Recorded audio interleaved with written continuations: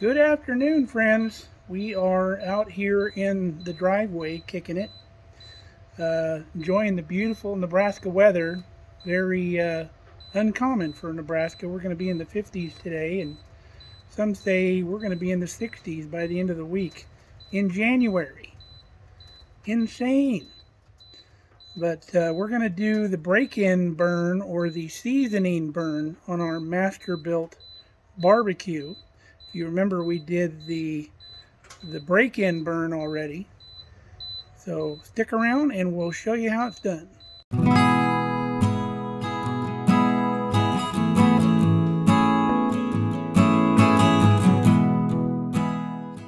All right, first thing you want to do before you get started is these dampers.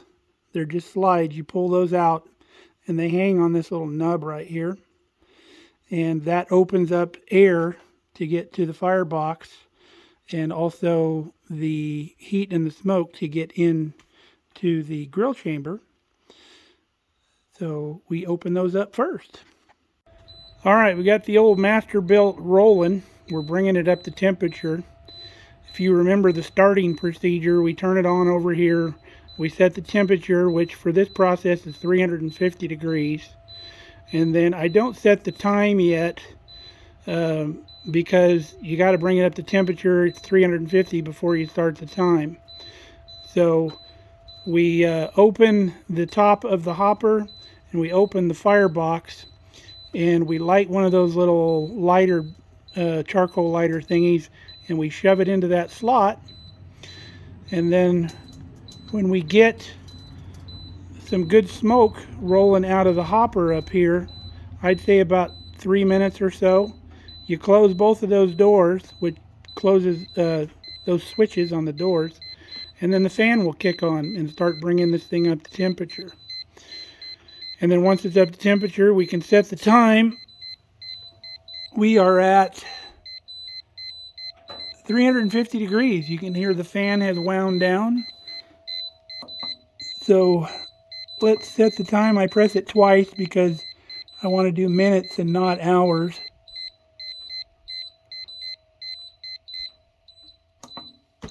So we're going for 30 minutes. And I got the app on my phone running in case I need to walk away. But when it hits 30 minutes, it should shut itself down. And then we'll let it cool down. We'll place these the damper slides back in so that cuts the air off to the whole firebox and hopper and everything. And then we'll let it cool down and this thing's ready to cook on. Well, I forgot to tell you, the seasoning burn is you want to oil down the grates. And just like seasoning cast iron, you're seasoning those grates and the grills in there and cooking that oil kind of into the metal. So it's supposed to help it not corrode and kind of season it. So that's what we're doing. Now, the reason I want to get this done today, not only because we have the good weather, but we're going to be smoking a couple rabbits tomorrow. The neighbor down the road gave us some rabbits. So we'll do a video on doing that tomorrow. We've got them in the brine today, but we'll tell you how to do that tomorrow. So we'll come back when this thing's done and show you the shutdown. So as this thing gets going, the initial startup, the fire flared up to about 380, which is understandable because the fire is just getting going. And that's not going to hurt anything because you wouldn't have your meat on there yet anyway. Because anytime you start up any barbecue, it doesn't matter which brand, even if it's a stick burner, when you start your barbecue, that's not a clean burn. So you do not want your meat inside the grill at that point because it's going to pick up super strong, nasty, dirty smoke flavor. So you want to let that thing start burning clean where you don't have the thick gray smoke coming out of the barbecue. Just a nice clean burn. So once that initial temperature started coming down, you can hear the fan on this thing winds. Once it gets to the temperature and gets a little bit above, the fan winds down. It's pretty cool how this thing works. The computer runs that fan. So that fan just pretty much shut off. And then we got back down to the target temperature again. And that was what all that beeping was in the last segment of this video, was my phone telling me that the barbecue had reached target temp. So once that initial flare up came down and we got back down to 350, maybe hit 349, you could hear that fan slowly spooling up again.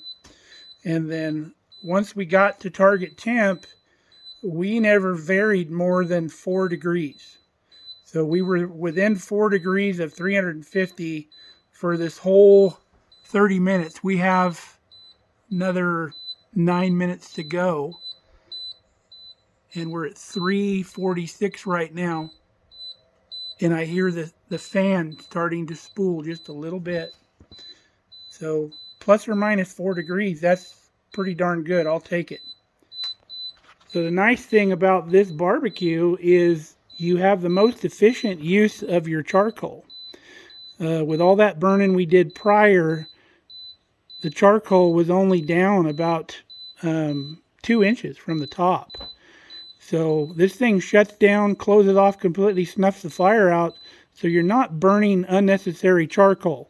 Kind of like you used to do if you had a Weber kettle. Kind of like this one here behind me. This one here, this is the Kingsford brand, but it's based on a Weber kettle. We used to shut those down and close all the air vents, and you could save whatever charcoal wasn't burnt in the bottom and use it again next time. So this basically does the same thing. It only uses the charcoal necessary to keep that target temperature. Doesn't burn any hotter, where it's burning all your charcoal up like in just a regular grill. You don't have a choice. You're going to burn every bit of charcoal you put in it, no matter what. This thing only burns what it needs. And then you shut her down, charcoal goes out, you still got charcoal for next time. Super cool. Now, I probably told you last time, and you'll see it tomorrow when we smoke our rabbit.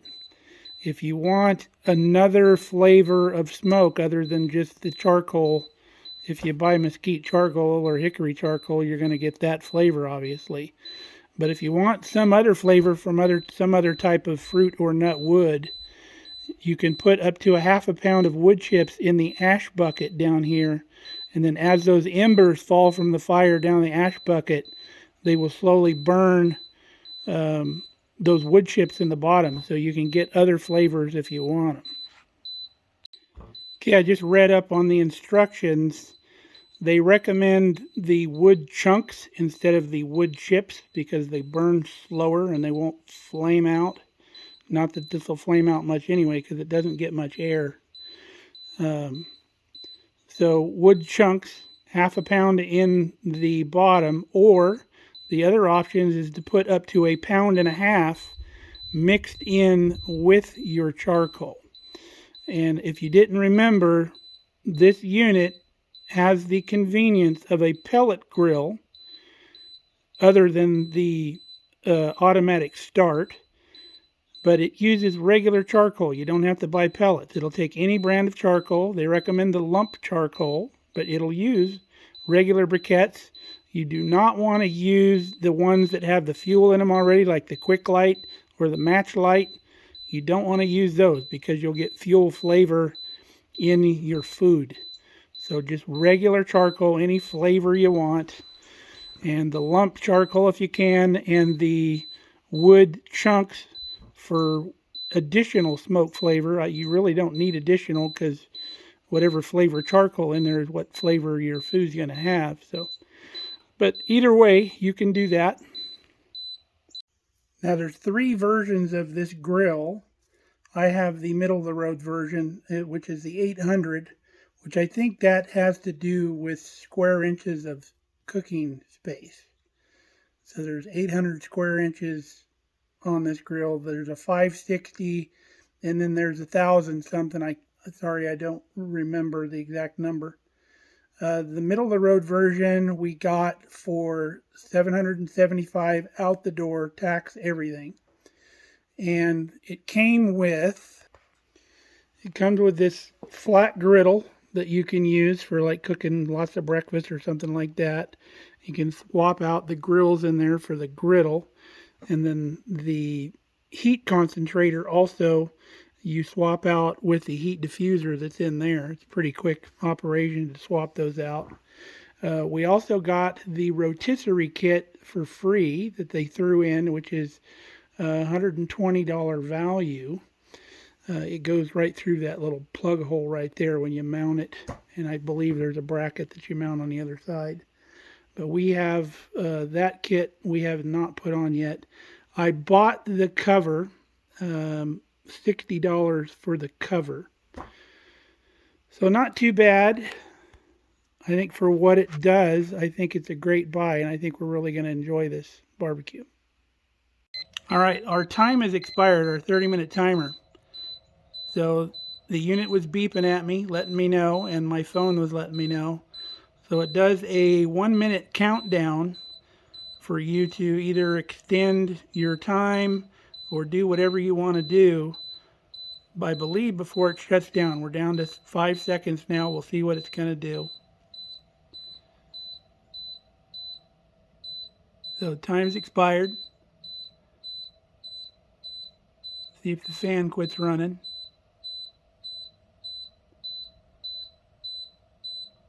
Display is flashing.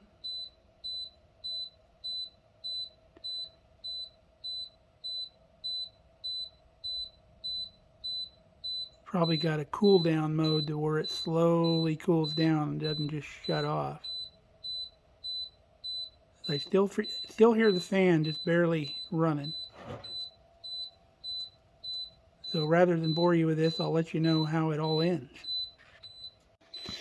Alright, it says you can come over here and press the power button. Probably press and hold the power button. So it's off. Heard the fan just shut down. So we'll take our slides. Put one here in the top. That closes all the air off to this thing. And one here in the bottom. Apparently they are sized. This one goes in the bottom. They are not one size fits all, so only the correct one will go in the hole it's supposed to go in. So that's going to starve this thing of oxygen and shut everything down. Let's see what the grill looks like on the inside. That's pretty cool. I expected to see a little ash in here, but there's no ash at all, which is weird. I get it like in my old Traeger grill, you would get little white ash sometimes in your grill. This one did not at all. Everything looks real good. So this thing's ready to rock. I have this grill turned over onto the sear side. This is on the smoke side. You can see the difference. This is pointed, and this one's flat. I'm going to turn this over to match this side because we're going to be smoking tomorrow. I'll probably put the rabbits up here, one on this shelf, one on this shelf. And then maybe a bowl of water down here to keep the moisture in here. But like I said, we'll come back and do that tomorrow. So that's about it. If you got any questions, feel free to drop them in the comments. And we'll see you tomorrow when we smoke them rabbits. Stay safe, stay healthy. We love you guys. Bye.